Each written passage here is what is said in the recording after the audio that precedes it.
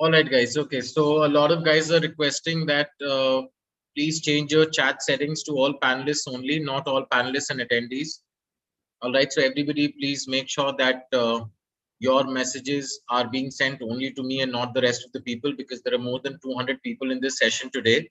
If everybody gets to read everybody else's message, then it's going to be really chaotic. And now I hope you understand my pain as well. When I keep telling you guys that just type, once I'm done with the subtopic and not keep bombarding me, while I'm teaching something in the chat box, I hope you understand my pain now. You know, now that you've been there, done that, you can understand how irritating it gets at times when you're talking and when you're saying something and people keep bombarding in the chat box. Good. You tasted your own medicine. You guys tasted your own medicine.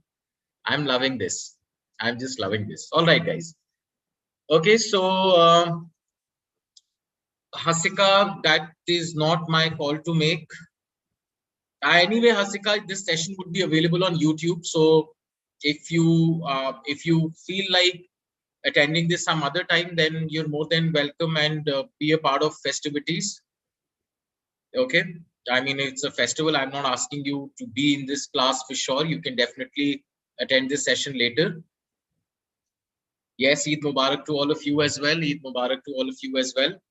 So, guys, I can see that there are students from different batches in this session today. Somebody was telling me that they're from the Zephyr batch. Somebody was telling me that they're from the, Breeze batch. Anyway, whatever batch it is, uh, have you done contracts or have you not done? So just type done or not done. Whatever batch you're from, doesn't really matter. Just let me know if you've done this or not.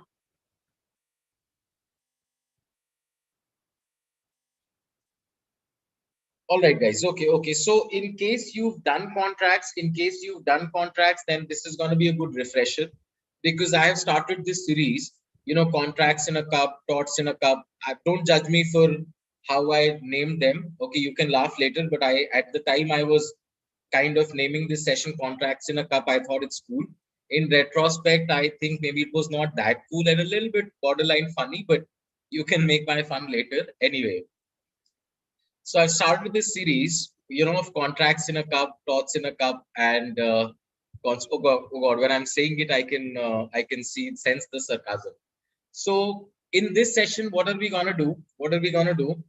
We will be discussing some important concepts. Okay, some important concepts of tort law, criminal law, contract law. We'd be taking up some past year questions. We'd be discussing some new pattern questions. We'd be discussing some, important concepts. The first class is on contracts in a cup, and I would be first talking to you about certain basic concepts of contract law. Then I'll be explaining you a few other concepts of contract law. All right. Now, all those who've already done contracts law, well, this is going to be a good refresher for you. This is going to be a good revision for you, because anyway, if I've done contract law, I'm sure I must have done it like a long time ago. So your memory must have already become a bit rusty, in which case it's going to be a good refresher, a good revision for you. And for all those who haven't done it yet, of course, this can serve as the basis for whenever we start contract law with the classes. And since this session is being streamed online on YouTube as well, I mean, I can't really see the questions that people are going to ask me on YouTube, but I'm going to keep track of those questions. And if I'm in a position to get back to you at some point in time, then I'll try to answer this question. Okay.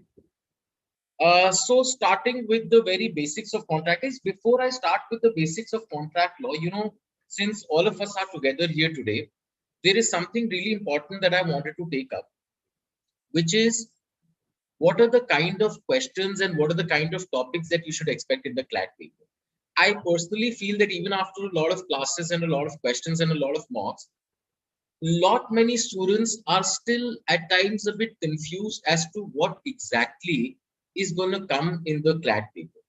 Also, we have some students who joined us on YouTube, and these students are new. I'm sure that's a big question for them, that what exactly should come or will come in the legal aptitude, in the legal reasoning syllabus. Like, we're doing contract law, we're doing tort law, we're doing constitutional law. So what exactly are the kind of questions that you should expect? Okay, so I just wanted to take a 10-15 minutes small chat. I'm sorry, guys. I don't think I have the power to stop you people from sending messages to another other students. I don't think I can change the setting from my end. You will have to change the setting from your end. Okay, so please don't request me because I'm kind of helpless here. If at all, you need to change your setting and make sure that your messages are only being sent to me and not everybody else. I can understand. No, no, guys, this is just a basic contract session. Don't ask me what book, don't ask me what material. This is just a basic contract session. Just try to go with the flow. This is just a very basic session on what is contract law, what are some of the basic concepts of contract law, so on and so forth. Okay. But before that, guys, like I said, I just wanted to have a small talk on what exactly should you expect in the CLAT paper. Okay. So you see, guys, your CLAT paper, the one big change, of course, from the old pattern is that legal GK. Okay, legal GK has kind of been omitted from the paper. You only have questions from legal reasoning now. And trust me, guys, now a lot of people at times ask me that, sir, you know what, legal reasoning paper pattern has changed. And so, important point I'm going to address here, guys. So people ask me that, sir, are the old pattern questions now redundant? Like, are the past year NLS papers or CLAT papers now redundant in light of the new pattern? What do you think, guys? First, I need your answer. Have the old pattern questions become redundant?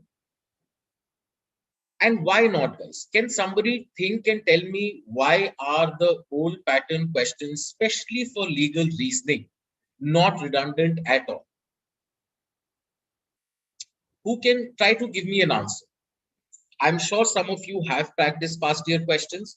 So you try and tell me that why have they not become redundant? Absolutely correct, guys. Absolutely correct. I will tell you. Okay, so now stop typing, stop typing. All right, guys. So there are 250 students in this session. When I say stop, you stop typing. Otherwise, the class is going to get really chaotic. Okay, the moment I say stop, you stop typing. Now, I'll tell you guys why the old pattern questions haven't become redundant at all.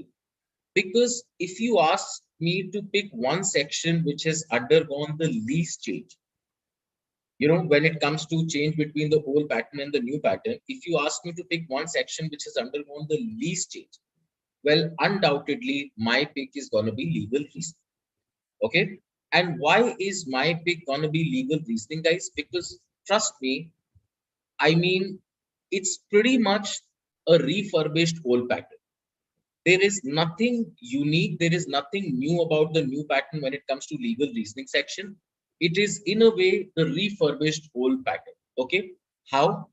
Number one, I'll tell you. So in the old pattern, how would you get questions? Okay, so let's say there is a principle on vicarious liability. Okay, there is one principle on vicarious liability and you have a factual situation regarding that. Okay, then in the CLAT paper you have another question on some other part of vicarious liability, let us say independent contractors. Okay, so you have another question on independent contractors. Then you have a third question again on vicarious liability, which let us say covers some other part, which let's assume is the hire and fire test. Okay, so you would get three questions from these three separate principles. One which talks about vicarious liability in the original rule, then the independent contractor rule, then the hire and fire test. Okay, all that the new pattern has done is that it has brought all these three principles together and turned it into a passage. Okay, all these three principles have been brought together and been turned into a passage. Number one.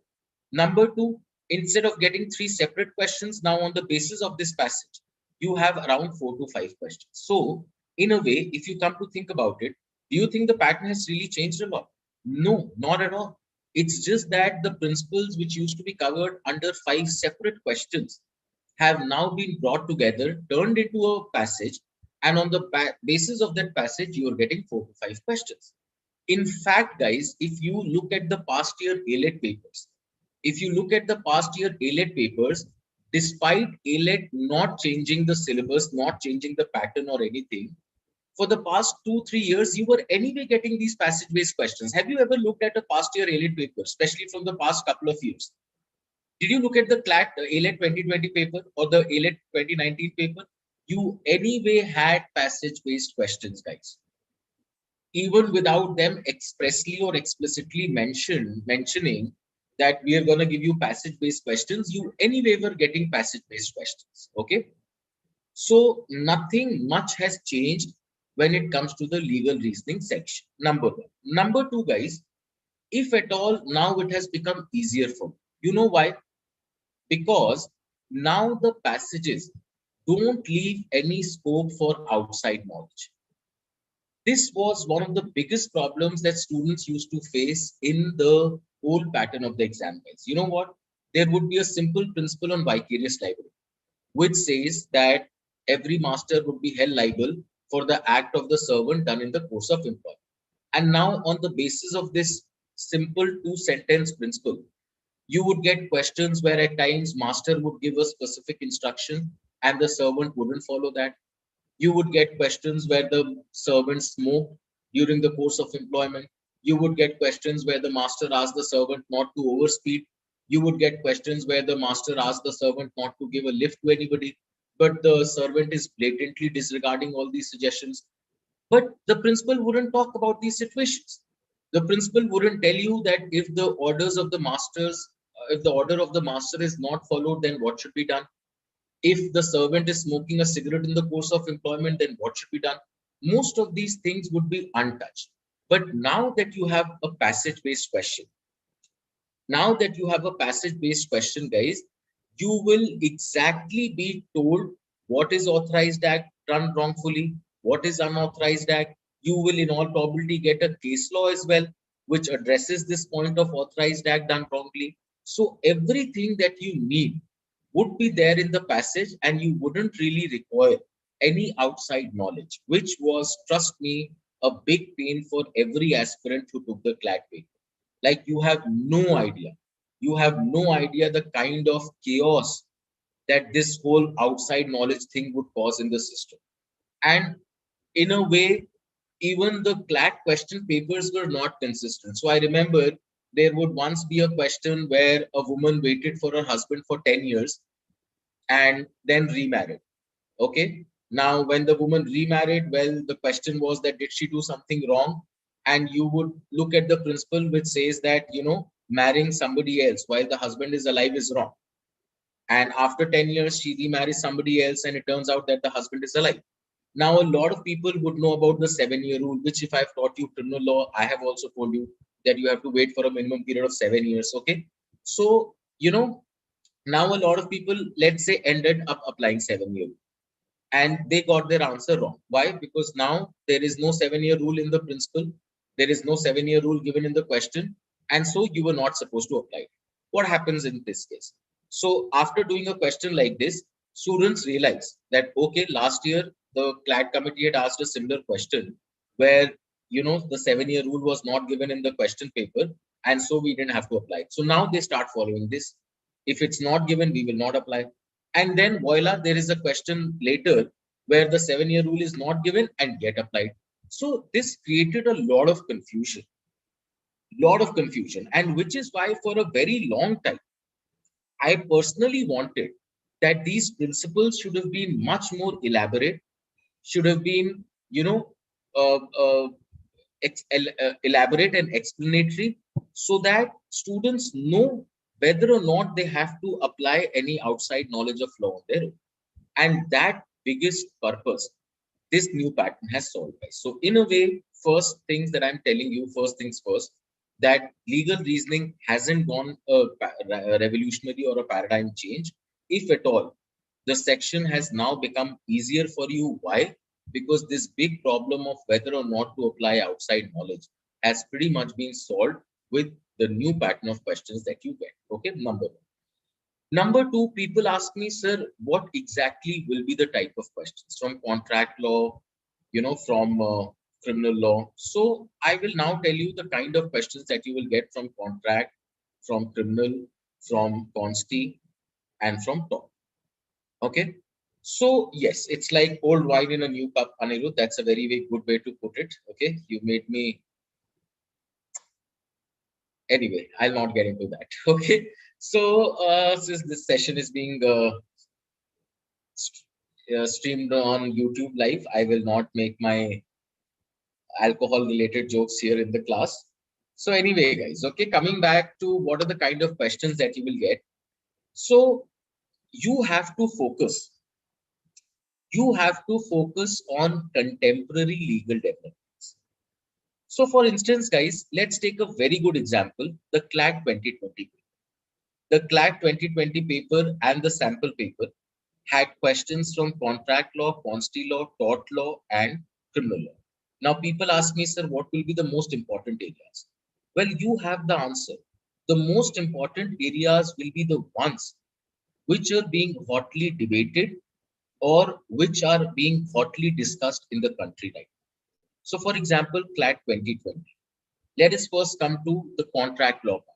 What from contract law featured in the CLAG 2020 paper? So, if I talk about contract law, what is one big topic of discussion with respect to contract law in today's time? Well, the coronavirus pandemic. So, I'm sure you must have heard about a lot of tenants not paying their rents. Yes or no? Lot of tenants not paying their rents. You must have definitely heard about a lot of employers not paying their full salary to the employees. Yes or no? Now, guys, when you take a house for rent, don't you sign a tenancy agreement or a contract with the landlord where what is the monthly rent, when will the rent be renewed, and all that is mentioned? Yes or not?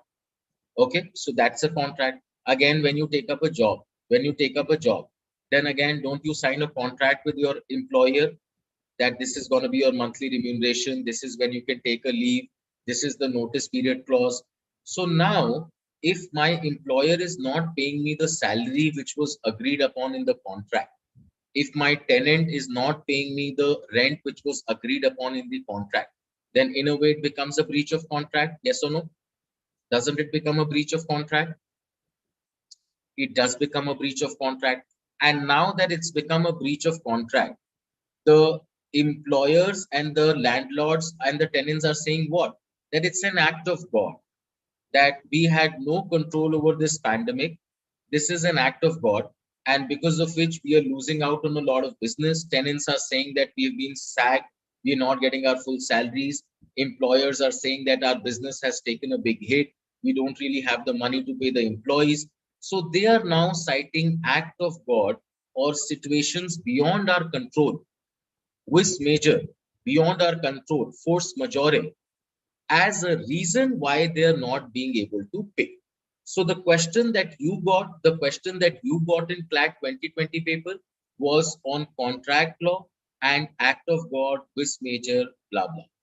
So what is it then? It is one contemporary legal topic, something that is of legal importance in the current times with respect to contract law.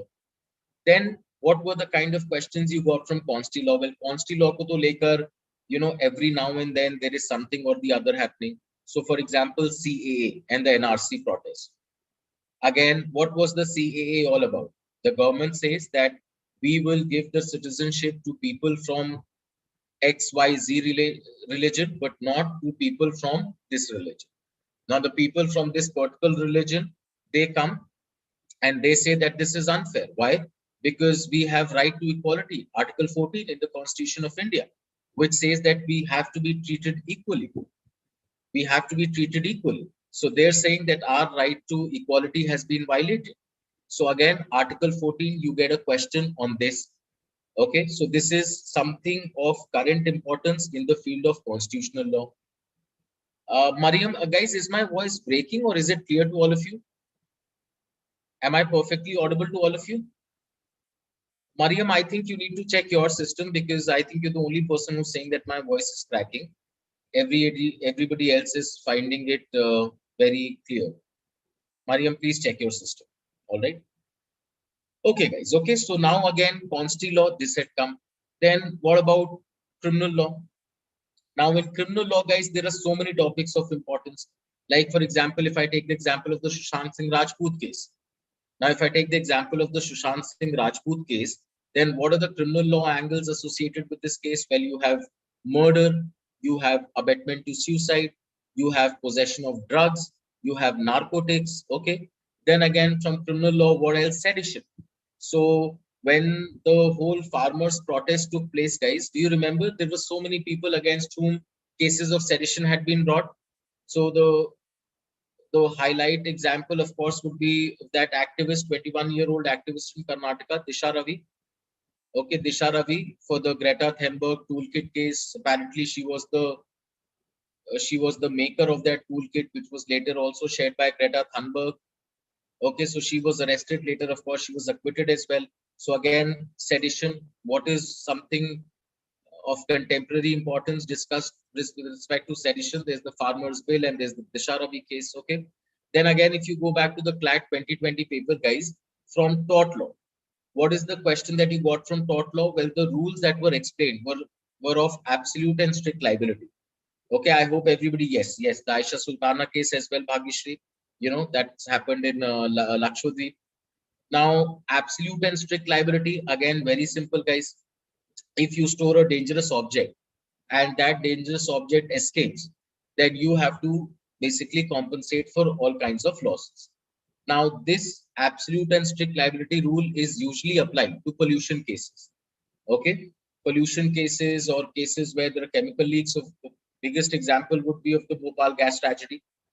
Okay, where from this company Union Carbide, this gas methyl isocyanate leaked, and because of that, so many people in Bhopal lost their lives. Okay, so now the concept of absolute and strict liability was explained to you in the paper, and the question that you got from it was from the Vizag gas leak. Remember, guys, right at the beginning of the lockdown, there was this Vizag LG Polymers factory in Vizag where there was a gas leak, and because of which some people had to lose their lives. Some people lost their lives. All right. Okay. So again, from IPR laws, from IPR and copyright and patent laws, you might get a question on the whole vaccination drive, where I'm sure you must have heard about the controversy where these big pharmaceutical companies are refusing to share the formula of the vaccine with other developed nations. Do you know about this controversy? These companies are saying that we will not waive off the patents, we will not share the formula with the developing countries. Okay, so this is something of contemporary legal importance vis-a-vis what? Vis-a-vis IPR or IPR or copyright law. So now, do you get some idea as to what are the topics you can expect in the paper? Are you getting an idea, guys? Are you getting an idea what are the kind of topics you can expect in the paper? So anything of importance in the field of criminal law that is happening right now. Anything of importance in the field of constitutional law that is happening right now. And same holds true for contract law and tort. Okay. So that in all probability is what you should expect in your CLAT paper. Okay. That in all probability. Now, of course, all the topics will be taught to you. Okay, all the topics. I mean, frankly speaking, trust me, guys, every topic that you're basically taught in the class, there is something about it happening. Okay, something in relation to that topic is definitely happening. Be it culpable homicide, be it murder, be it anything, be it anything. There is something or the other always happening. Be it rape laws, amendment to rape laws, so on and so forth. But, the topics which are of most importance, in all probability, are going to be a part of your paper. Okay. Like the topic of CAA was so important that the first sample paper that the CLAT committee gave for the new pattern contained a question on the whole CAA and the NRC. Okay, so this is how you have to prepare. Once you're reading the newspaper, you have to look at the legal side of every important current affair, and you have to make sure that you're really well versed with the legal side of things, which would be taught to you inside the classes. You would be practicing questions on that as well. And in a way, the journey should be sorted for you. Okay. So this is the small talk that I really wanted to have with you people, because I see that there's still a lot of confusion and chaos with respect to what exactly should come and what exactly should we expect in the CLAT paper. Okay. Now, guys, I'm just going to move on to, some important. So what can we expect? Kunal, CLAT 2021, of course, we will be sharing topics with you people. I mean, let more time pass so that we have a good bag of topics to share. All right. Okay. So let us come to The contract law. Okay, guys. Guys. Let's come to the contract law topic. Okay, this is, please understand, guys. I will again meet you in your respective batches where we can answer all these general questions that you have. Right now, all the batches have been merged. Okay, current batches, and there are way too many students in the class. So if you just keep randomly typing in the chat box, it's going to be impossible for me to continue. Okay, you know, I am not going anywhere. You're my students. I'm going to be having a class with you very soon. So all these general strategy related specific questions we will answer when obviously there's a limited strength and I'm able to, you know, read everybody's chat. Okay. All right, guys. So let us move on to this contracts in a cup topic, guys. Just give me 1 second. I'll just have a sip of water. Just give me one minute.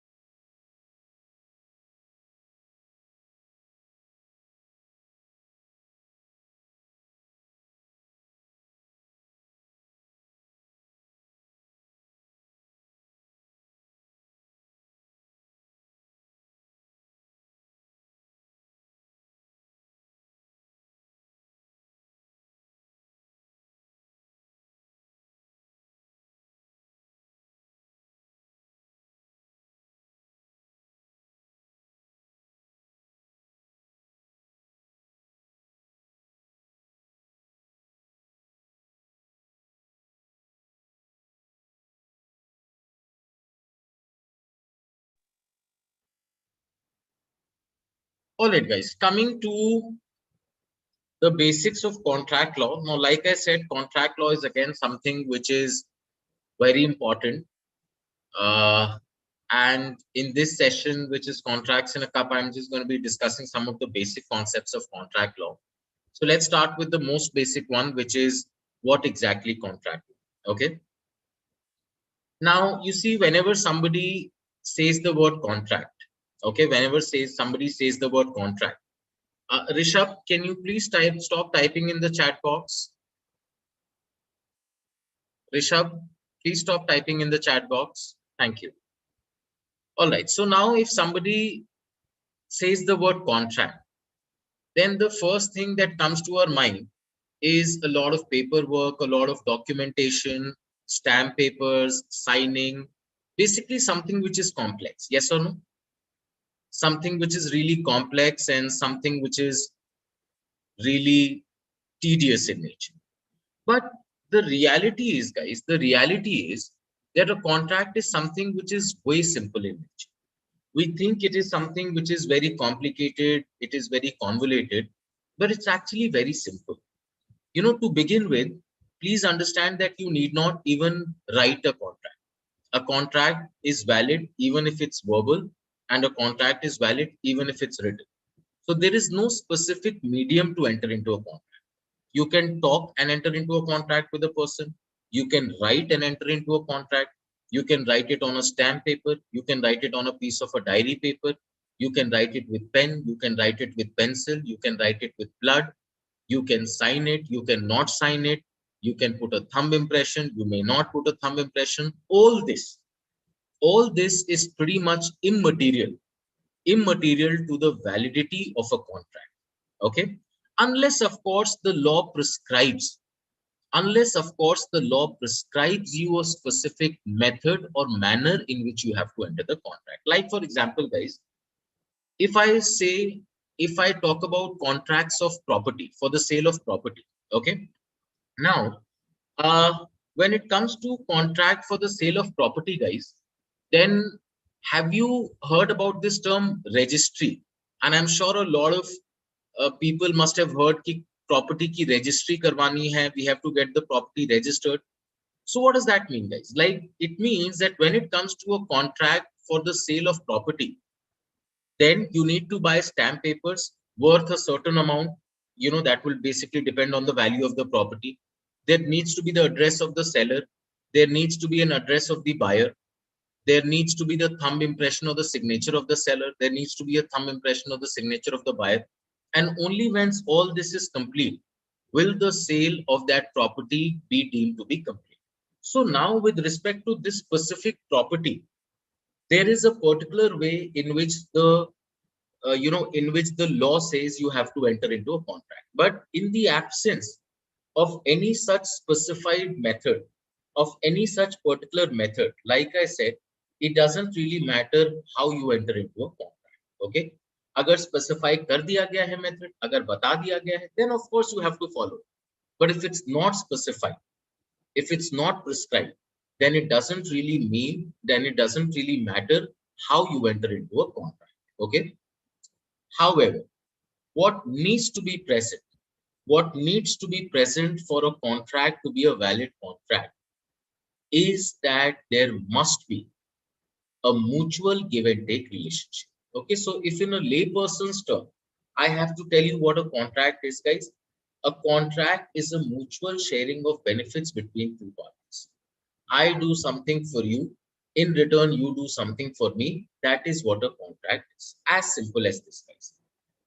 The backbone of contract law is that there must be a bilateral, a two-sided give and take relationship. So just as when we were doing criminal law, guys, tell me, what did I tell you? What is the backbone of criminal law? What did I tell you in the classes? What is the backbone of criminal law? The concept of mens rea, the concept of intention, yes or no? Similarly, guys, just as the backbone of criminal law was the concept of mens rea or intention, the backbone of contract law is that there must be a two-sided give and take bilateral relationship. Okay. If it's a one-sided extension of favor, where only I am doing something for you and in return you are not doing anything for me, then such agreements are known as simple agreements. Okay. And now there's a very important rule that you need to know. Simple agreements are unenforceable in law, guys. Only contracts are enforceable in law. And for an agreement to be a contractual agreement, what is important? There must be a two-sided bilateral give and take relationship. Okay. So for example, let me put it in an example. Let's say that A says to B, let me just change the slide once. Okay. So let's say that A says to B that on your upcoming birthday, I'm gonna get you an iPhone. Now A turns up for the birthday party, but doesn't get the iPhone. Now in this question, tell me something, guys. This guy B was getting the iPhone. What was A getting back in return? Was A getting anything back in return? Not really. So now it becomes a one-sided agreement or two? One or two? Unilateral or bilateral? Uni or bi?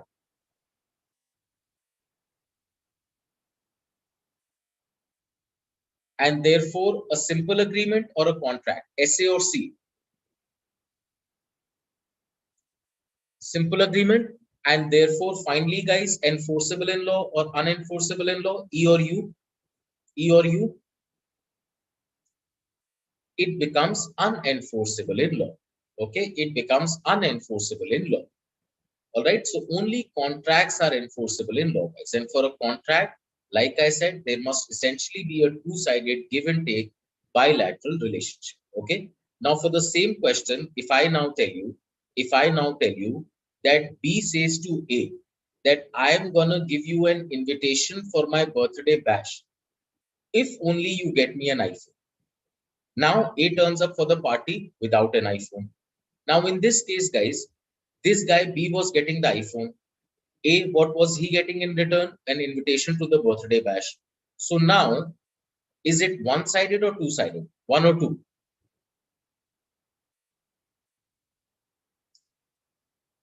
Two. All right. Unilateral or bilateral? Uni or bi? Bi. Simple agreement or contract? SA or C? Simple agreement or contract? C. And therefore enforceable or unenforceable? U or E? Enforceable. Okay. So here now, if of course B does not get the iPhone, then A can bring a case of breach in contract against B. Okay, A can bring a case of breach in contract against B. All right, guys. So this is what is the basic requirement for a contract, a two-sided give and take relationship. Now, Kunal, I will just come to the questions later, guys. Please try to follow the decorum in the class. I have already told you that, there are too many people in the class. If you keep typing questions like this, then it will almost be impossible for me to conduct this session. And the reason why I don't turn off the chat box is because I need these yes and no answers from you. Because when you answer yes and no, I get to know that you are understanding. But don't take advantage of this fact, guys. I open the chat box for all the participants so that you can give me yes and no answers so that I can get to know that you're understanding everything. Okay? But you don't listen to me. You keep on bombarding me with questions. All right, that's okay. I will give you time. Let me just wrap up this point and then I'll give you time. I will give you time. Okay. So now comes the next part, guys, which is okay. So now some people were asking me that, sir, but the contract or the agreement is not written. Well, like I said, you doesn't really matter that the contract is written or verbal. Both are enforceable. However, ideally, people obviously prefer written contracts, and for the same reason that you are citing. That's sir, how will it be proven? So if I simply speak to you and enter into a contract, don't you think it's going to be difficult to later prove any kind of breach in a court of law since there is no record of the contract? Don't you think it's going to be difficult, guys? Yes or no? And that is exactly why people prefer to have contracts in written. Don't you say these things when somebody promises you something and you promise to do something in return? Don't you suggest ki, let's do it in written? Send me an agreement, send me a mail so that we can have it on record. Don't people keep using these terms? So why do you think we need record? Because of course, if later there's a legal dispute or if later there's a legal battle, then you have some proof so that you have some evidence. Okay, that is why obviously people prefer having these contracts in written. Okay, having these contracts in written. Okay, because it is easier to prove. It is easier to prove. All right. Okay, so coming to the next point, guys, now this is important, which is what are the different methods of exchanging favors in contract? This thing that I told you that there must be a two-sided give and take relationship. What are the different ways of exchanging these favors? Okay, so the first is monetary, simple. I give you my jacket, in return you give me 10,000 rupees. All right. The next is barter, and I'm sure you know the term barter, the way trade used to take place in primitive times, guys. Exchange of goods. Okay, exchange of goods. So, for instance, I give you my watch. In return, you give me your jacket. I give you my car. In return, you give me your Rolex watch. Okay, so exchange of goods. Exchange of goods. So this is again a valid way of exchanging favors in contract law. Then the third is rendering services. Again, very simple. I give you my jacket. In return, you clean my house. You drop me to the office. You pick my kids from the school, so on and so forth. And the final way is omission, guys. And now this is important. Okay, this is tricky and this is important as well. So what do I mean by omission, guys? By omission, I mean, and try to listen to me carefully. In order to return a favor in contract law, guys, it is not necessary that every time you need to do a positive act. At times, doing a negative act or basically not doing anything can also be a valid way of returning favor in contract. Okay, so what happens here is that against whatever it is that you are getting from the first party, you refrain from doing something that otherwise you would have done but for the favor that you're getting from the first party. This not doing something or this refraining from doing something which otherwise you would have done is also a valid way of returning favor in contract law, and we call this way omission. Let me put this in an example. Okay, let me put this in an example. So let's say that A and B both get a call for a job interview. Okay, now A desperately badly needs this job, but A knows for a fact that B's resume is far better, that B's interpersonal communication is far better, his CV is far better, and now if both of them sit for the interview, then definitely B is gonna get the job over A. So now what A does is that he tells B that I'm gonna pay you 10,000 rupees, and in return you don't go for the interview which otherwise you would have gone.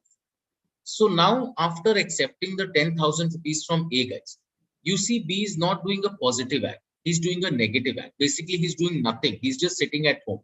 But he would have done something, which is he would have gone for the interview had it not been for the 10,000 that he's getting from A. So here, B sitting at home or doing a negative act, or basically not doing anything or refraining from doing something that he would have otherwise done, is also a valid way of returning favor in contract. And this way is called omission, as differentiated from the first three ways where there is a positive act, an action. You are giving the money, you are giving your jacket, you are cleaning the car. Here, you're simply not doing anything. It's an omission as compared to the action in the first three cases. And this again becomes a valid way of returning favor in contract. Okay. Another example could be, let us say that let's come up with a love triangle. Okay. So one boy, no, two boys, one girl. What do you want? Do you want two boys, one girl? Or do you want two girls, one boy? What kind of a triangle do you want in the question? Tell me. Two boys, one girl. Come on, girls are saying two boys, one girl. Boys are saying two girls, one boy. Such sexist you people are, guys. Seriously. Okay, so I'm gonna go with the girls here. Okay, somebody suggested three boys and three girls. That's not bad either. Three boys and three girls is not bad either. Okay. Okay. Anything works. Yes, anything works. So I'm gonna pick the combo. Uh, two boys and one girl. Let's go with the two boys and one girl combo. Okay. So there's this one girl, and two boys have their heart set on this one girl. Now, both of them, all three of them have been invited to a poolside party. And I don't want to get into the details of the poolside party, but you know what happens. Okay, you know what happens. Now, the first boy, the girl, let us say, has a soft corner for the first boy. The second boy knows this for a fact that the girl has the soft corner for the first boy. And now the second boy knows that it's going to be a pool party, and we all know what happens at a pool party. So my chances with the girl are gonna be zero after the full pool party the next day. So now what the second boy does is, let's say what the second boy does is that he gives his favorite jacket to the first boy and asks him not to go for the pool party, which otherwise, but for this jacket that he's getting from the other boy, he would have definitely gone for. So here you see, after taking the jacket from the second boy, is this first boy doing a positive act or a negative act? He's simply sitting at home and not going to the pool party. Would you call it a positive act or a negative act? You would call it a negative act, yes or no? But he would have gone for the pool party had he not gotten the jacket, guys, yes or no? So here his negative act or his omission or his not doing anything or his refraining from doing something which otherwise he would have done is a valid way of returning favor in contract law. And what is this way called? What is this way called? Omission. Okay, so this way is now called omission in contract. All right, guys. So these are the four ways of exchanging favors in contract. Got it? I think this was a simple point. Yes, Deepandru, maybe yes. Guys, don't worry about missing something. Don't ask me to repeat. The session is being recorded on YouTube. Not just would you get the recording on your MyZone accounts, you can also watch it on YouTube at your leisure whenever you want. So don't worry about that. Okay. Quite an understandable example. Okay. So I think some people have also been there, done that. Looks like some people have already been there, done that. Okay. All right. All right. So let's come to the next point, guys. Okay. Let's come to the next point. Let's come to the next point. So Navya, that would be a breach of contract. If after taking the money, he still goes to the party, that's going to be a breach of contract. Okay. Let's move on to the next point, guys. And now this next concept is really important. And this is the concept of promissory estoppel. Okay. Really important concept, has been questioned multiple times in the past year papers. So I'm going to first explain you what this concept is. And then after explaining, we will do some questions on this concept. Okay. So 1 second, guys.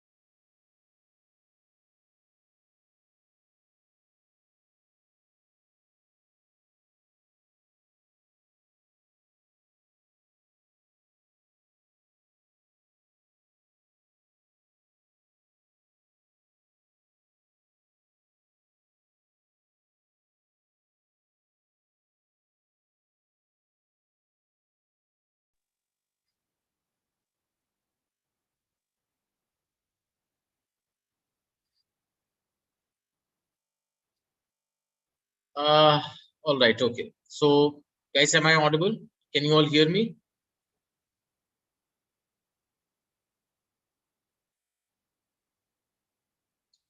Type a yes in the chat box if you can hear me, guys.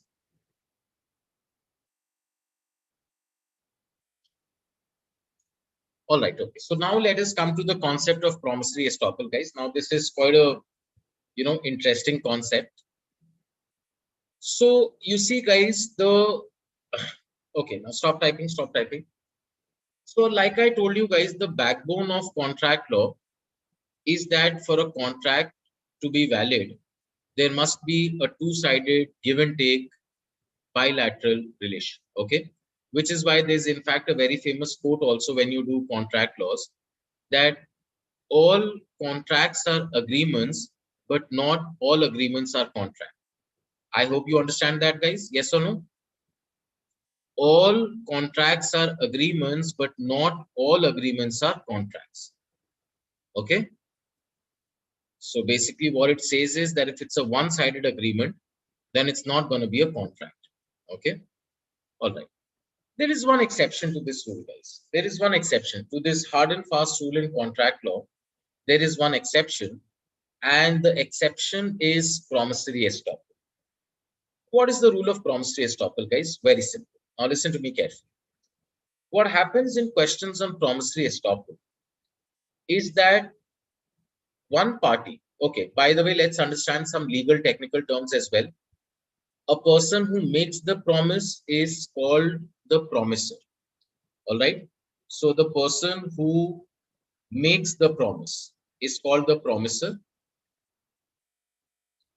and the person to whom the promise is made is called the promisee. All right. So there is the promisor, the person who makes the promise, and there is a promisee, the person to whom the promise is made. So if I promise you to give 10,000 rupees, then I am the, if I promise you to give 10,000 rupees, then who am I? I am the promisor, and you are the, and you become the promisee. Okay, you become the promisee. I become the promisor and you become the promise. Okay, so these are certain terms that you should know in order to understand the questions better. So in cases of promissory estoppel, what happens, guys? The one person makes a promise to the other person, and in return, the first person is not getting anything back. So technically speaking, it's a one-sided agreement. It's a unilateral agreement. One person is doing something, but is not getting anything back in return. However, now comes the twist.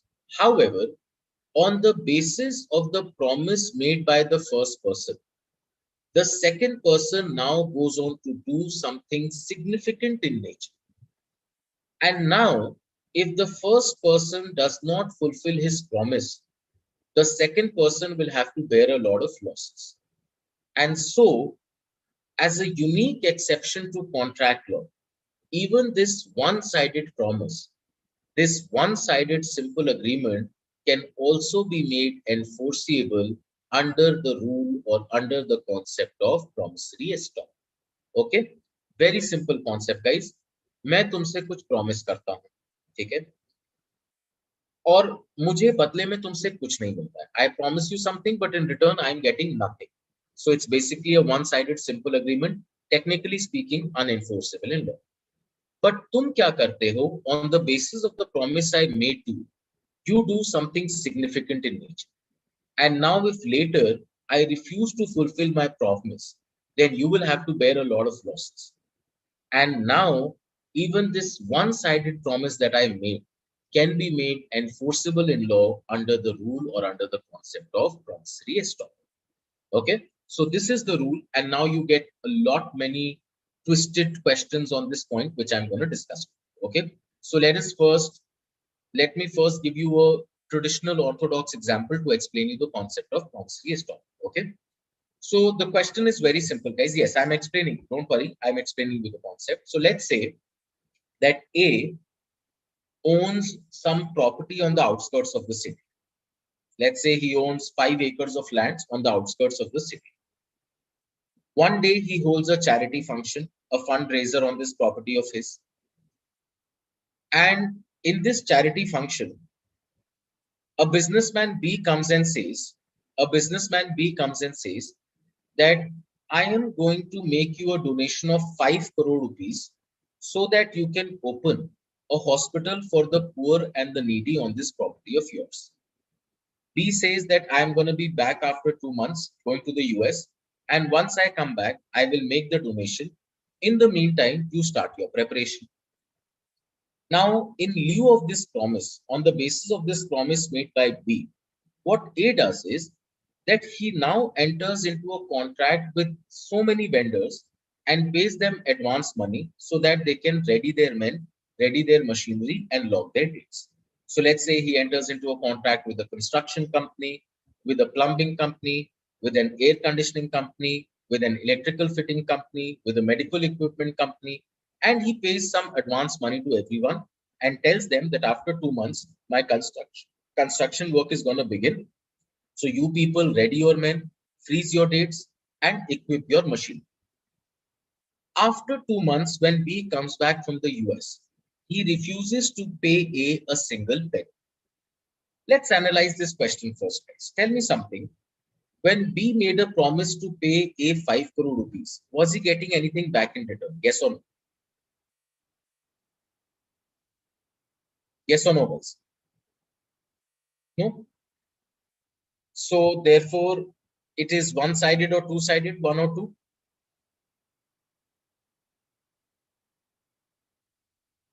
Unilateral or bilateral, uni or bi? Simple agreement or contract, SA or C? And therefore, enforceable or unenforceable, U or E? So technically, this is unenforceable, guys. Yes or no? This is unenforceable. Now, the only way to enforce this is the concept of promissory estoppel.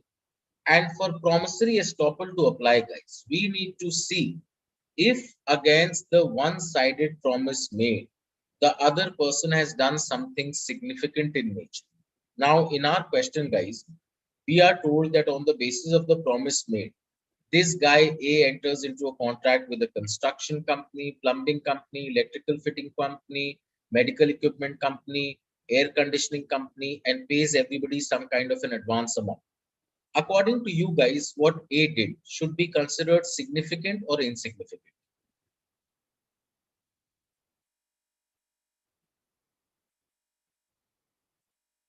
Significant.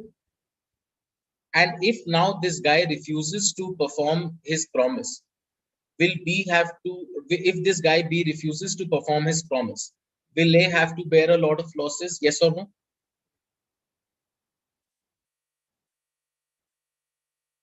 Yes. So now, as a unique exception, guys, even this one-sided promise will be made enforceable in law under the rule of promissory estoppel. Okay, so basically this guy B will be stopped from not fulfilling his promise, will be forced to fulfill his promise under the concept of promissory estoppel.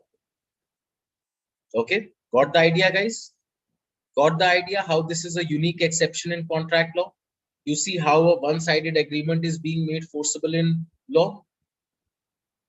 Okay, got it, guys? So this was the concept of promissory estoppel. And now let us do some tricky questions on this one. Okay, this was a fairly simple question to make you understand the concept of promissory estoppel. And now let us come to some of the more tricky questions. Okay, let us come to some of the more tricky questions.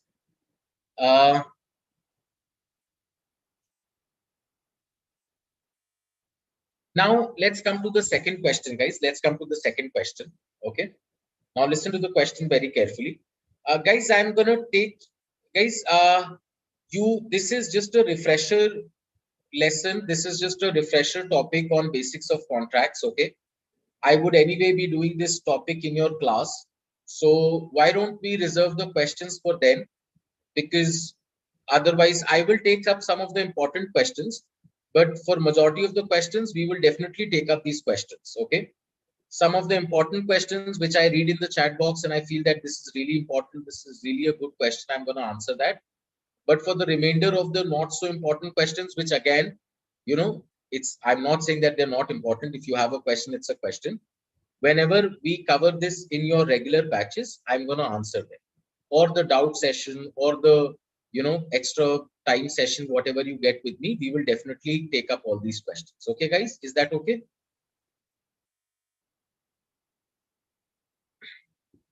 All right. Okay. So let's come to this other very legendary question on this point. Okay. Very good question on this point. So listen to the question very carefully. It's also mentioned on the screen. Yes. I will just give you a 2 minutes break. After I wrap up this topic, I'm going to give you a 2-3 minutes break. Okay. So now, guys, let us say that there is a guy A who owns an orphanage. Okay. Now, the total strength of his orphanage is 50 orphans. One day, he holds a charity function in this orphanage of his, where a businessman come philanthropist B comes and says that I'm gonna make you a donation of 1 crore rupees so that you can expand your orphanage. B says that I'm gonna be in the US, I'll be back in a month, and then I will make the payment. Okay. Now, on the basis of this promise made by B, what A does is that the initial strength of his orphanage is 50 orphans. He admits 50 more orphans. He admits 50 more orphans. But a major twist in the question, guys, is that A anyway had enough provisions, enough of fooding, enough of funding, enough of lodging space, and enough of almost everything to not just accommodate 50 more, but even 200 more orphans. But on the basis of the promise, he admits 50 more. Later, B comes back from the US after a month and refuses to pay A a single penny. First, let's technically analyze this question, guys.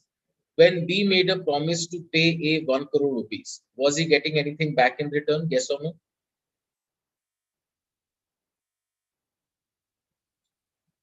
Therefore, one-sided or two-sided?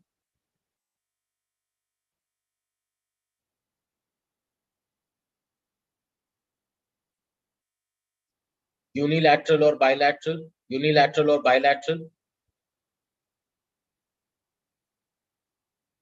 Simple agreement or contract?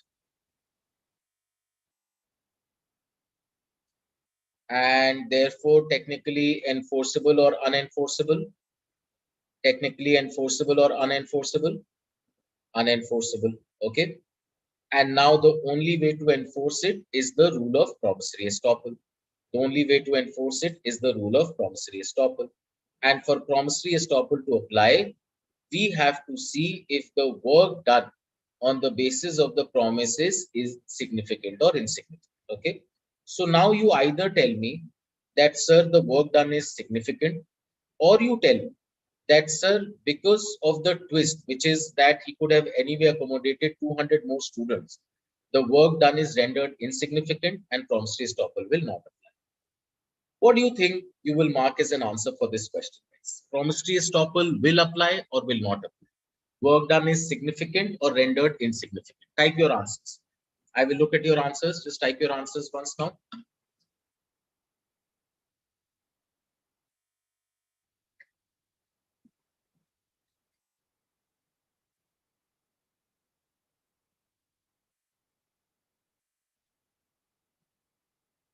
Okay, quite a mixed house here. Quite a mixed house. A lot of you are giving me the answer as work done significant. A lot of you are telling me that it is insignificant. All right, okay. Stop typing, guys. Let's start with the debate now. Stop typing. Let's start with the debate. Now, in this question, guys, a lot of you are telling me that, sir, the work done is significant. Okay, stop typing. Listen to me, guys. Stop typing. Stop typing. Okay. A lot of you are telling me that it is significant. Okay. Well, if you're telling me that the work done is significant, guys, let me ask you something. Now, why do you think is the reason this rule of promissory estoppel is there in law, guys? Because I told you that if one person makes a promise to the other person, and now if the other person does something significant on the basis of this promise, then he will have to bear a lot of losses in case the first person refuses to fulfill his promise. So bearing a lot of losses is pretty much the reason why this rule is made. Would you agree? Would you agree? Yes or no? But in our question, guys, now that we have been told that he anyway had enough provisions to accommodate not just 50 more, but even 200 more students, 200 more orphans, would he really have to bear a lot of losses in case this guy B doesn't fulfill his promise?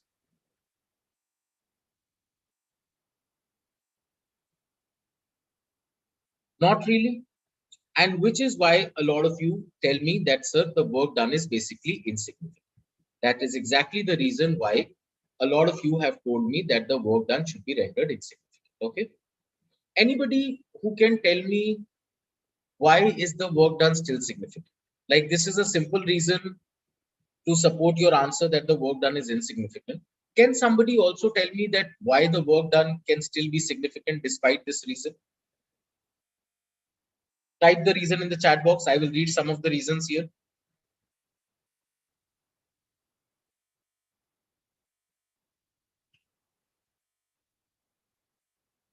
All right. Okay, okay, okay, okay. Very good, guys. I got really good answers here. I got really good answers here. So now let me tell you guys, why is the work done actually significant? The correct answer, stop typing, guys, stop typing, stop typing. The correct answer for this question is that the work done is actually significant. And why is that? Listen to me very carefully, guys. The answer is simple, guys. Whenever you get a question on promissory estoppel, your job is to see whether the work done on the basis of the promise is insignificant or not. What he could have done or what he couldn't have done is, in layperson's language, none of your business. You don't have to be concerned with what could have been done, or even when he had the provisions, why was he admitting, why was he not admitting more offers? And the reason for that is very simple, guys. If you want to make it your business, then there can literally be at least a million reasons why, even when he had the provision to accommodate 200 more students, he wasn't doing that. For instance, maybe he wanted to give the best of the facilities to these existing 50 orphans. Maybe he wanted to build a cricket field for them. Maybe he wanted to build a football field for them. Maybe he wanted to install ACs in their hostels. Maybe he wanted to send them to the best public schools in the city. Maybe he wanted to take them for a foreign tour. So if you actually start lining up the reasons, there can literally be a million reasons why, even when he had the provisions to accommodate more orphans, he wasn't doing that. But like I said, that's none of your business. You want to make it your business, there can be n number of reasons. Our business is to see what was done on the basis of the promise. And what was done on the basis of the promise is, guys, that his original strength was 50. And on the basis of the promise made by B, he admitted 50 more orphans, which percentage-wise speaking is increasing your strength by 100%. So what he could have done is none of your business. You want to make it your business, there can be a million reasons. What he actually did was increase his strength by 100% on the basis of the promise made by B. What do you think? Increasing your strength by 100% is significant or insignificant? Tell me. Significant or insignificant?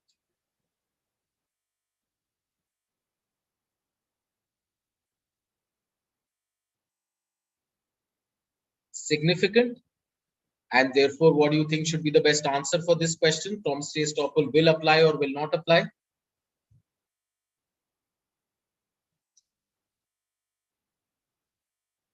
Will apply or will not apply? Promissory estoppel will certainly apply. Okay. Also, guys, you can think of this question in a way. Now, think of this question in a way that maybe he thought that if I get the 1 crore rupees from B, then whatever plans I have for these 50 orphans, which is sending them to private schools, building them a football ground, I can now spread this plan across 100 students. Could this be a reason as well? Yes or no?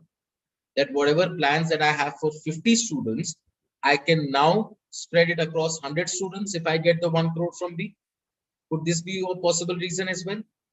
Yes or no? Of course it can. Of course it can. Okay. But now coming to the main point, guys, you don't have to think like this for the question. Like when you get a question like this, you don't have to think like he could have maybe planned this, he could have maybe planned that, and maybe he could have thought that if I get the 1 crore, then I will be able to spread this plan across 100 students. You don't have to be concerned with that. I'm discussing this so that you can understand the question easily, but you don't have to basically start thinking on all these lines. All that you need to see is if the work done on the basis of the promise is significant or not. Okay, got this question, guys? Everyone got this question?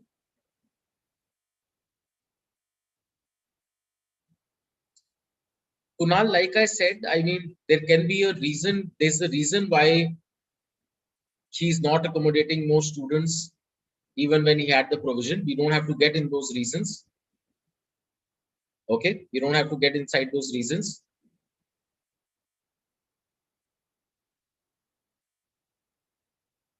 Okay, got it, guys? Everybody got it?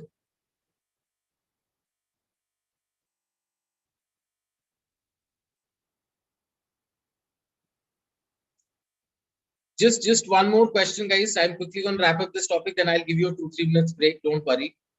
I will give you a 2 minutes break. Just two more questions, and that's about it. Then I'll give you a 2-3 minutes break, and then we'll move on to another small point. Okay. The answer, Harshul, is that promissory estoppel will apply. All right. So, like, guys, understand something. You know, majority of the times that I have seen, Prashasti doesn't matter if it's written or oral. I've already explained that point to you people. Okay. So, like I said, guys, I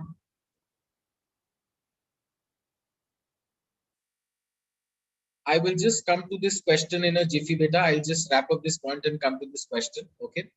So, like I said, guys, you know, I haven't really come across a lot of questions on promissory estoppel in the past year papers, where the rule for promissory estoppel has been given and promissory estoppel has not applied. Okay. Not that I'm asking you to not read the question and just mark the answer as promissory estoppel will apply, but in all probability, I mean, going by the past year trend of the CLAT papers, if there's a question on promissory estoppel, then more often than not, the concept has applied. Okay.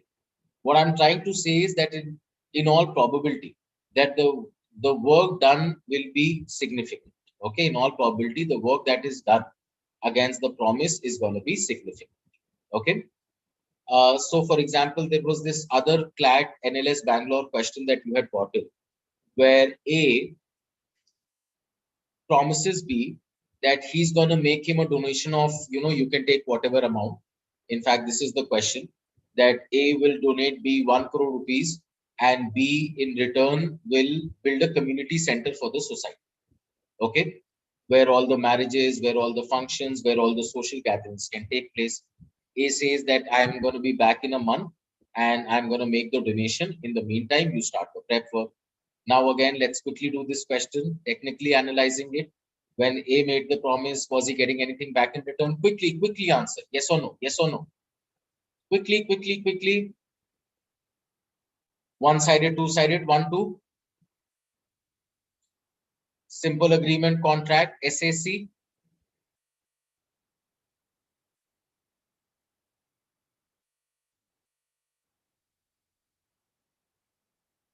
And therefore enforceable or unenforceable?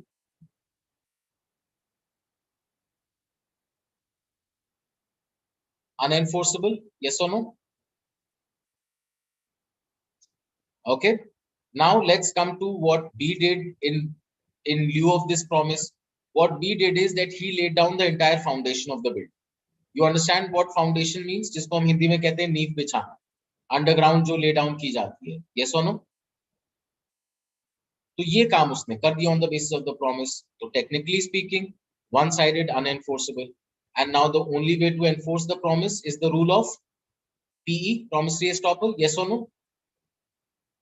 PE, promissory estoppel. And for that, what do we have to see? If the work done against the promise is significant or insignificant? Yes or no? Now, laying down the entire foundation of a building, guys. Significant or insignificant? What do you think? Laying down the entire foundation of the building will be considered what?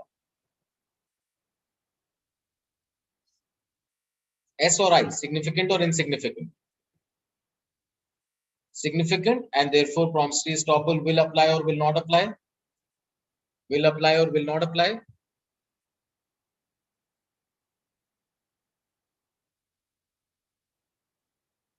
Will absolutely apply. Okay.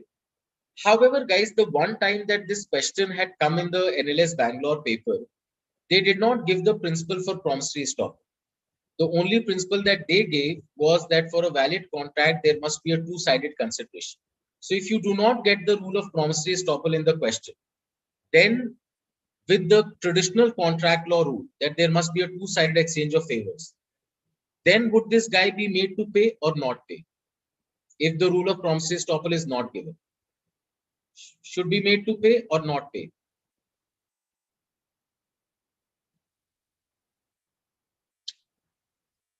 Definitely not pay. Okay. Then the answer will be definitely not pay.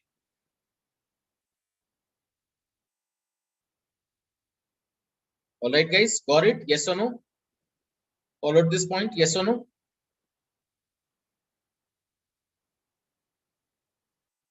Okay, guys. Then, guys, let us just come to the last point, after which I'm going to give you a 2-3 minutes break. And this last point is the follow-up rule. Okay. This last point is the follow-up rule on this point of promissory estoppels. Now, the follow-up rule is very simple, guys. First, try to understand what the rule is. Before I explain you the rule, guys, a word of caution. Do not ever apply this follow-up rule in a question if it has not been separately given in the principle. Only if it's given in the passage, apply this rule. Otherwise, you're going to land in a lot of problems. How? I will tell you now. First, let us come to what the rule is. So the follow-up rule, the concept is very simple, guys. The concept is very simple. The follow-up rule says that when the promisor makes a one-sided promise to the promisee, then before the promisee does anything significant on the basis of this promise, he needs to follow up with the promisor that, dude, I'm going to do this significant thing on the basis of your promise. Are you still in the mood to fulfill your promise or no? And only when the promisee gets an affirmative yes from the promisor should he proceed or go ahead with the significant work. Okay. Now, Why did I tell you that if this rule is not given, then you should never apply it? Because guys, this is a very potent rule which can pretty much change the answers for all the questions that we have done previously. It will change the answers to all the questions that we have done previously. How? Let's come to the first question, guys. Tell me something. Before this guy A entered into a contract with the construction company and electrical fitting company and medical equipment company and all every contract that he had, did he ever follow up with B once that I'm going to do this? Are you still in the mood to fulfill your promise? Did he follow up with B even once? Not really, guys.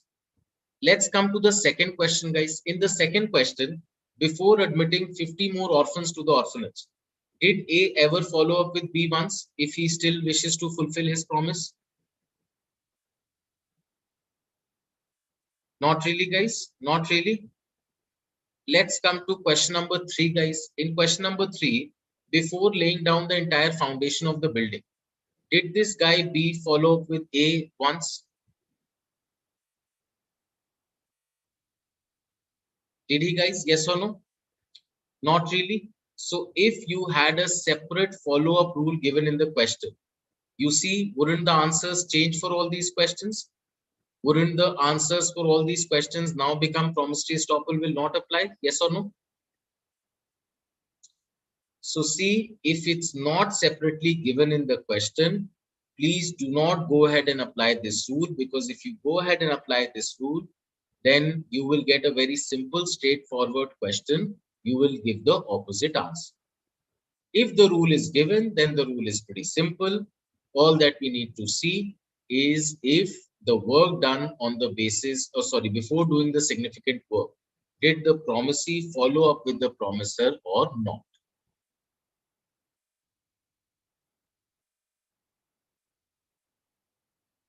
Okay, got this point now, guys? Got this point?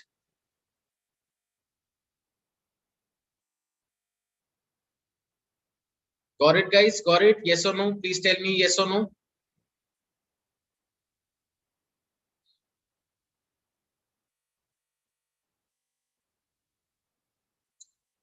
All right, guys. Okay. So now I'm just going to give you a 2-3 minutes break. And then I will also have water. You also have a glass of water. And then I'm going to take up the questions from the topics that we discussed. Yes, Saira, I will just get back to all the questions. I'll try to answer as many important questions as possible. Okay. Just give me a 2 minutes water break. You also take a 2 minutes water break. And then I will come to some of the questions, because there have been literally like 100 questions that you people have asked me. So just copy paste your original question, and in a, you know, yes, in a proper decorum, I'm going to answer your questions. Okay. No, Atharv, I'll discuss one more point. One more point. So let's just take a 2-3 minutes break. Yes, I'll go back to the last slide. Just give me a 2 minutes break, guys, and then I'll come to the next point.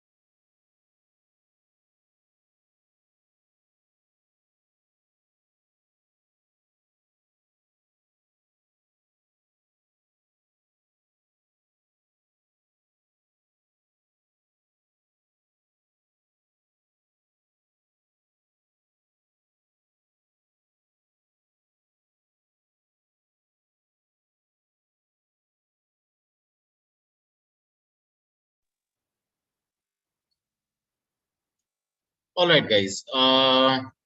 Sir, if follow-up principle is given only when we need.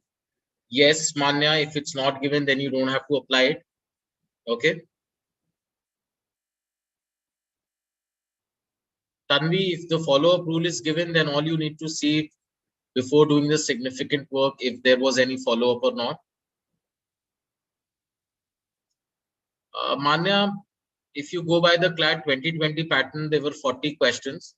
So every paragraph will have 4 to 5 questions. You can do the maths. All right, guys, just don't type anything. Okay, guys, basically the problem is that whenever I take a class on Zoom, okay, now listen to me, guys. Whenever I take a class on Zoom and there are too many aspirants, too many participants, then if I scroll through the chat box, then the entire software hangs for some reason.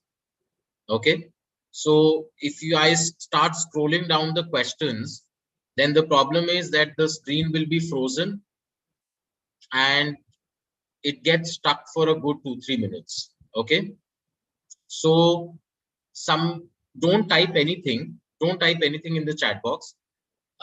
The guy who typed this question in capital letters, can you type the question again? And nobody else will type anything. I'll just answer that one question, then I'll move on to one more question, and then I'll just take up a small 10 minutes concept. Okay. Sir, in the example, if the promisor stuck in a condition like this, he's unable to.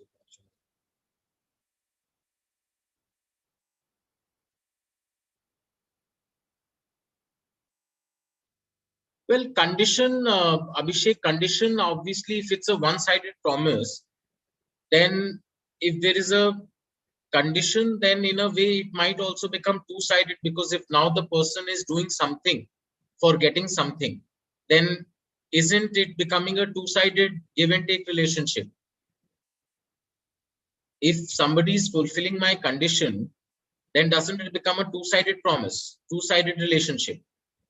So for example, if I tell you I'll pay you 1 crore rupees, but only if you do this thing according to how I tell you to do it, then it's not really promissory estoppel, then it becomes a contract. Yes or no, Abhishek? Then it becomes a contract, Abhishek. Okay. Yes. All right. Okay, guys, I'm just going to discuss this one simple rule, and this rule will take just 10 minutes. Okay. And then I'm going to wrap up the session. So these are different elements of contract which in your regular classes I'm going to discuss in detail. But in today's class, I'm just going to discuss this one concept with you, which is object of a contract. Okay, so for a contract to be a valid contract,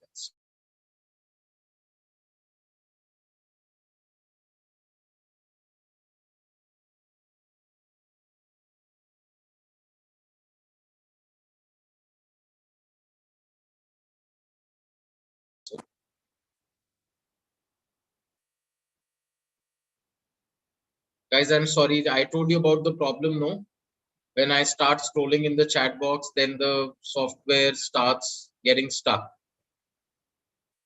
I'm sorry, I think I lost connection sometime. Am I audible now? Am I audible to all of you now?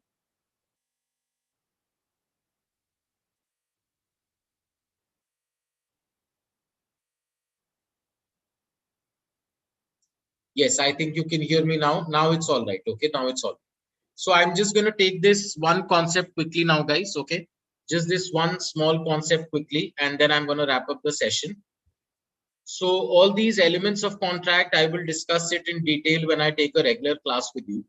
But there is this one point that I want to discuss with you, which is quite an important point. Okay. And this point, guys, is object of a contract. Okay. So the rule here is simple, that for a contract to be a valid contract, the object of the contract must be lawful in nature. Okay. So it basically says that the object of the contract must be lawful and it must not be opposed to public policy. Okay. It should not oppose public policy. Okay. Now, what do I mean by this, guys? Object of the contract has to be lawful. I think this is a very simple concept. Like, for example, if you enter into a contract for sale of drugs, contraband substances, if there's a contract for prostitution, for child trafficking, then these contracts would be void in nature because the object is unlawful. Okay, so if the object is sale of drugs, contraband substances, prostitution, child trafficking, so on and so forth, then the contract would be void in nature. That's a given. That's a simple concept. Okay. Now, the contract must also not be opposed to public policy. What do I mean by that? Okay. Now, listen to me very carefully. So let's do a question on this point. Let's do the last question of this class, very legendary question, and discuss this point in detail. Okay. So let us say, guys, that there is a market where 4 people, A, B, C, and D, have their cafeterias. Okay. Now, A, B, and C, their cafeterias are flop, and D's cafeteria is a super hit. All the customers go to D's cafeteria. So A, B, and C decide something. What? That they're going to enter into a contract wherein they will merge their businesses. They will merge their businesses and open a very fancy new place and make sure that their items are very competitively priced so that D's cafe flops and no customer goes to D's cafe. So now A, B, and C, all of them enter into a contract and now merge their capital and open a very fancy new cafe. And in this cafe of theirs, what they do, this is important. What they do is they deliberately price every article at a cost which is 50% less than D's cafe. So for example, if D is selling a cake for 100 bucks, then they're selling it for 50 rupees. If D's cafe is selling a drink for 200 bucks, then they're selling it for 100 bucks. So deliberately, they have priced every item in their cafe at a cost which is 50% less than B's cafe. Now, obviously, because the new cafe is so fancy, because every stuff in the cafe is priced significantly less, everybody starts flocking towards this new establishment, and D's cafe now becomes a flop and is shut. When D's cafe is shut down, he moves the court and alleges that this contract entered between A, B, and C is void in nature. Why? Because it has an unlawful object. It is opposed to public policy. How? Number one, he says that all these people deliberately came together with the intention of bringing me down, with the bad intention of bringing me down. And number two, he says that they indulged in predatory pricing. Okay, you know what predatory pricing is? Like a pricing which is deliberately, made in order to bring down the rival. Okay. Now we'll come to the predatory pricing part later, guys. First, let's come to the first part. Do you think the object of a contract will be unlawful if the purpose is to bring down competition? Do you think the object of a contract should be unlawful if the purpose of the contract is to bring down competition? Absolutely not, guys. Will everybody agree with me here? Will everybody agree with me here? Absolutely not, guys. Okay, so just because the purpose of the contract is to bring down the competition, that is not going to make the object of the contract unlawful. Okay, that is simple. Let's come to the next point, guys. Okay, now the next point is interesting, which is the concept or the factor of predatory pricing. Okay, so in India, guys, we have a law known as the Competition Act. Does anybody know about the Competition Act? I mean, initially we had the Monopolistic and Restrictive Trade Practices Act, which was later replaced by the Competition Act. Does anybody have any idea about it? Competition Act, Competition Commission of India, Barakhamba Road, New Delhi. Anybody has heard about it? Well, okay. So I'll tell you what it is, guys. Basically, the Competition Act. The Competition Act makes sure that there is competition in market. Nobody should be allowed nobody should be allowed to have a monopoly in the market. Okay, nobody should be allowed to have a monopoly in the market. There should be active competition in the market. Okay, like for example, guys, try to understand what this act serves to do. Why do we need competition in the market, guys? The idea is very simple. If you let companies and if you let people act on the base of their market brass, on the basis of their market power, on the basis of their money power, then they will definitely be in a position to wipe out the competition in the market. Like, for example, tell me something. If you talk about the toothpaste, okay, then there are different companies who make toothpaste in the market. Okay, there is Hindustan Unilever, there is Procter and Gamble, there is Dabur. There are so many companies. Okay, now if we talk about Unilever, it's a multinational conglomerate. Okay, their turnover is like billions and billions of dollars, as compared to, let us say, a local Indian company, okay, and domestic company like Dabur, where obviously the turnover is far less as compared to a giant like Unilever. Now, if Unilever is to give its toothpaste for free, it won't really affect its portfolio. You know, it has operations in like what, 150 countries with tens and lakhs of employees and so many things, that it wouldn't really affect or impact Unilever's profit or loss if they decide to just start giving the toothpaste for free. But that cannot possibly be done by a local company with a far less turnover. They will have to shut down their toothpaste division if they are forced to sell it for free for a long period of time. And as a customer, you tell me something. If this big company is allowed to sell the toothpaste for free and the small company is still charging you 50 bucks, which toothpaste will you get? The free one or the paid one? What will you get? What will the customer go for? Free one? Yes or no? You will obviously go for the free one. And now if all the customers go for the free one and the big company obviously doesn't really give a damn because their portfolio is so big, because their turnover is so big, don't you think that smaller company will now be out from the market? Yes or no? Don't you think that smaller company will be now out from the market? That smaller company will be out from the market. And then when you will finish all these smaller companies from the market, then your big company will be the only company that is left at the end of the day who manufactures toothpaste. अब लोग brush करना तो बंद करेंगे नहीं, बाकी सारी companies को तुमने बंद कर दिया, वाइप आउट कर दिया मार्केट से, एंड अब तुम अपने टूथपेस्ट का मनमाना प्राइस मांग रहे हो। बाकी कंपनीज बंद हो गई हैं तो मार्केट में तो टूथपेस्ट है नहीं, लोग ब्रश करना बंद नहीं करेंगे, and now the customers will be forced to give whatever price this only remaining company is going to charge. तो अब इससे at the end of the day customer का exploitation होगा, yes or no? Competition खत्म होने से customer का exploitation होगा या नहीं guys? होगा, ठीक है? Then another example guys could be the IPL.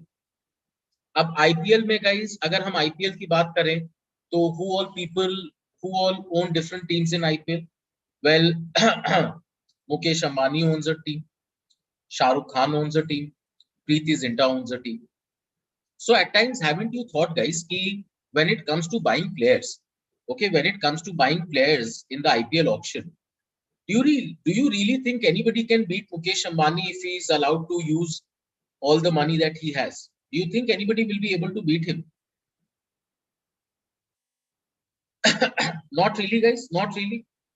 I mean, Shah Rukh's net worth would be what, 3,000-4,000 crore rupees, and Mukesh Ambani's house is worth like what, 10 or 11,000 crores. So there is no capacity. There is no way that anybody would be able to, put a higher bid. Even if one of these people decide to give all their net worth, he's gonna just quote a price which is more than that. Guys, the point here is now if we let this big guy use his money power, then do you think anybody is going to participate in the IPL? Do you think anybody will be interested in watching it? Do you think anybody will be interested in having a team in the IPL? If one person is allowed to spend, use his money power to buy players? Of course not. Then what's the point of the, then what will be the competition? Then what will be the competition? Who will watch IPL? Nobody will. Nobody will. Which is why, guys, which is why what is done? Everybody is given a purse with an upper limit, that all the people who are participating in the auctions, your upper limit of spending and buying players is, let us say, let us put a cap at 60 crores. Nobody can spend a penny more than 60 crores. So now, Mr. A, with whatever net worth you have, your maximum cap is 60 crores. Mr. B, your cap is 60, and Mr. C, your cap is 60. Now you decide whether you want to buy one player for 20 and the remainder for 40, whether you want to spend 30 crores on one player, whether you want to spend 5 crores, but nobody will be able to exceed 60. So now you see we have brought competition in the market. Have we brought competition in the market now, guys? Yes or no? Yes. And now the business will boom. Now there will be competition. Now there will be a lot of investment. There will be sponsors. There's going to be a booming business, a booming industry. Yes or no? So this is the idea of Competition Act. This is the idea of Competition Act. Okay. Nobody should be allowed to monopolize the market. Okay. Now predatory pricing as a concept is like, you can't really maybe you have to charge a minimum profit. You can't really give stuff for free. So in our question, all that we have been told is that these people are charging 50% lesser than the other person's articles. Does that by default mean that they're working at a loss and paying money from their own pockets? Does that mean that they are paying money from their own pockets? Does that necessarily mean that, guys? No. So until unless it's specifically mentioned, we can't just assume that they're actually bearing losses in order to finish the business. That basically means that they're playing between their profits. And till the time you're playing in profit size, maybe one person is charging more profit and the other person is charging less profit. But till the time you are playing in profits, would you be able to sustain your business? Would you be able to sustain your business? Yes or no? Maybe one person is taking more profit and the other person is taking less profit. But if you are taking some profit, then you would be there in the business for the long run. Yes or no?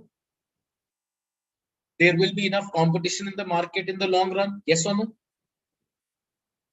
And ultimately, who's going to benefit? If people are playing with their profits and because of profit, they get to sustain in the market also, who in the end is benefiting the most? The consumer? The customer? Yes or no? The customer and the consumer are benefiting the most, guys. Agree with me? Okay. So in our question, original question was simple, that since nothing has been mentioned on the terms that it's predatory pricing, that they are, not taking profits and basically deliberately making losses in order to wipe out the competition, there is no reason to believe so. If that is given, then of course it can come within the ambit of predatory pricing. But if it's not given, then there is actually no such reason to believe so. Okay. So ultimately, we can mark this answer as the contract is perfectly valid. Okay. But like I said, the examiner can twist this question in a million ways. He can say that this is predatory pricing. He can add a lot of things, in which case maybe the answer might change. Okay.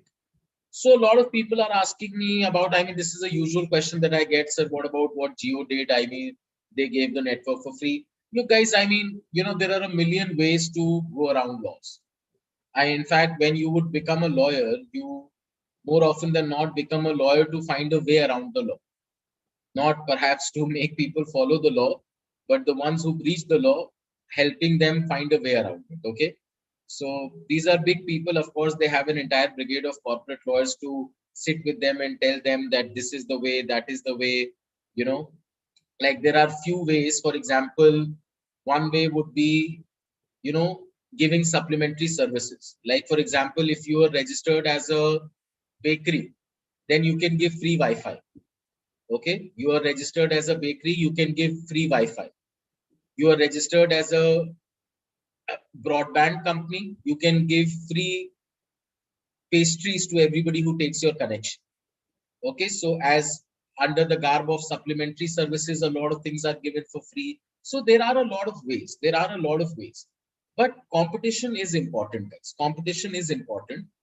And I mean, like for example, if I talk about the telecom, if we talk about the telecom industry in India, guys, okay, people did find ways to, you know, make something like a free connection also valid in the eyes of law.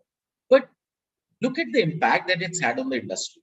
I mean, the Indian telecom industry was at one point in time the most booming industry, telecom industry in the world.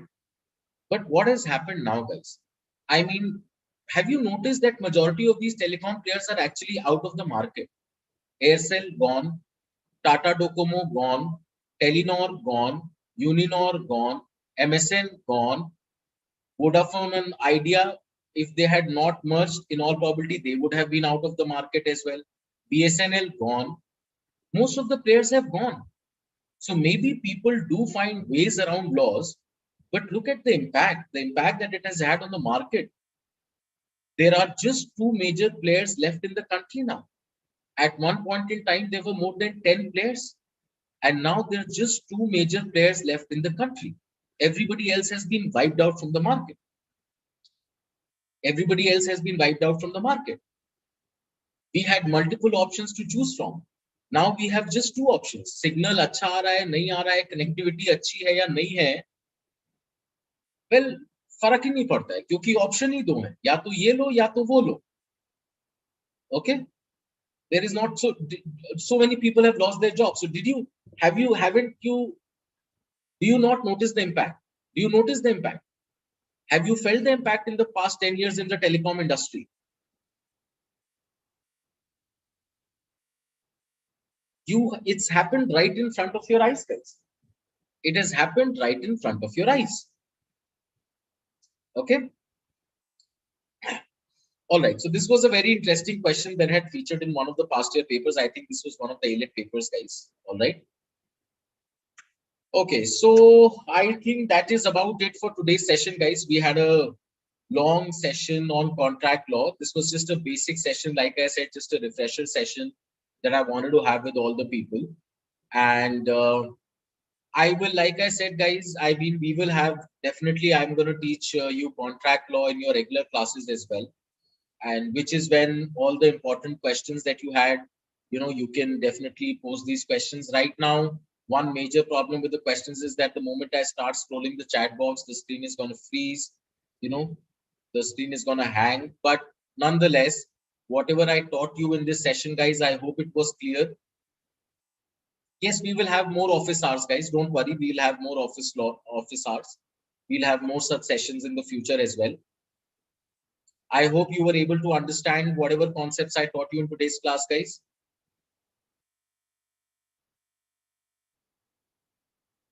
I hope you were able to follow the concepts. There were a lot of students in today's class. I'm sorry if I was not able to answer everybody's question, but that's only because everybody has come together for this class and there were way too many students. My apologies, but like I said, whenever I take regular classes with you on these topics, then I'm definitely gonna make sure that every query, every question is answered. Okay. All right, guys. Then I'm gonna take your leave. I'm gonna take your leave. Thank you so much for attending the class, guys. When I have regular classes on contract law, I will do these topics in detail. I will answer each and every question that you have. Okay. Bye, all of you. Bye, guys. Have fun. Take care. Stay safe. Bye, guys. Bye, bye, bye.